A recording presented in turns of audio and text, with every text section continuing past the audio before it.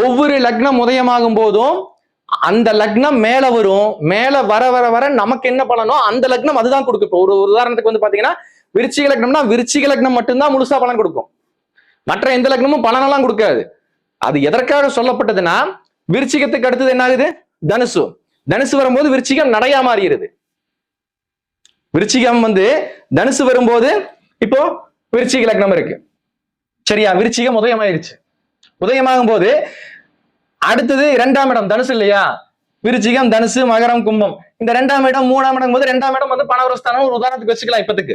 இப்ப 2ஆம் இடம் தனுசு பணம் கொடுக்கணும். தனுசு பணம் கொடுக்காது. தனுசு வெளியே வரும்போது விருச்சிகம் பணத்தை தேடி ஓடிடும். அதனால தனுசு பணவரஸ்தானம் சொன்னாங்க. அடுத்தது மகரம் வந்து தைரிய வீரிய ஸ்தானம்.